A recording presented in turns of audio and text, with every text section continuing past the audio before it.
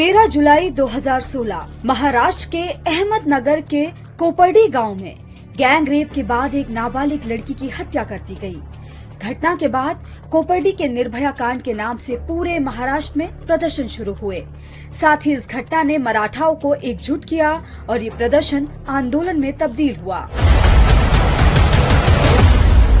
Gangrape के 3 आरोपी दलित थे। आंदोलनकारियों ने आरोपियों को फांसी देने की मांग के साथ ही SC/ST एक्ट में बदलाव और किसानों के मुद्दे भी उठाने शुरू किए। ये वही समय था जब गुजरात में पटेल और हरियाणा में जाट आरक्षण की मांग कर रहे थे। मराठाओं ने भी आंदोलन में आरक्षण का मुद्दा जोड़ दिया। मनोज जरांगे पाटिल मराठा आरक्षण आंदोलन का प्रमुख चेहरा बने। अब तक मराठा आरक्षण की लड़ाई के दौरान कई बार हिंसक प्रदर्शन हो चुके हैं। महाराष्ट्र विधानसभा चुनावों में इस बार मराठा आरक्षण बहुत ही गर्माता हुआ मुद्दा है। हालांकि एकनाथ शिंदे सरकार ने मराठाओं को आरक्षण देकर उन्हें शांत तो कर दिया है, लेकिन मराठा समुदाय इससे संतुष्ट नहीं है। महाराष्ट्र में मराठा समुदाय शिक्षा और नौकरियों में पिछड़ी जातियों जितने आरक्षण की मांग कर रहा है।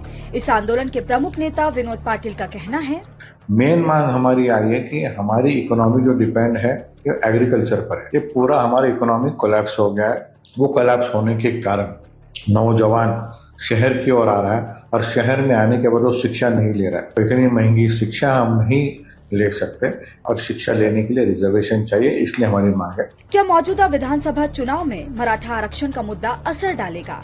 इस सवाल पर विनोद पाटिल कहते हैं, हम पॉलिटिकल नहीं करना चाहते, ना ही हमें करना है। कि हमने अभी तक 1, 2, 3, 4 मुख्यमंत्री देखे हैं। पृथ्वीराज चौहान साहब देखे, फडणवीस साहब देखे, उद्धव ठाकरे साहब देखे, एकनाथ शिंदे साहब देखे, पर हम वही के वही है। तो हम तो लड़ाई लड़ेंगे और हम जीतेंगे। जब तक पूरी जीत हासिल नहीं होती हम लड़ेंगे। इसी साल जुलाई में मनोज जारंगे पाटिल ने सभी 288 विधानसभा सीट्स पर चुनाव लड़ने की घोषणा की, लेकिन ऐन वक्त पर उन्होंने चुनाव लड़ने से मना कर दिया। कैंडिडेट्स का नॉमिनेशन वापस लेने पर जारंगे ने दैनिक भास्कर से कहा, मैंने पहले ही लोगों से कहा था कि अगर समीकरण बनते दिखेंगे तभी हमें चुनाव लड़ना है।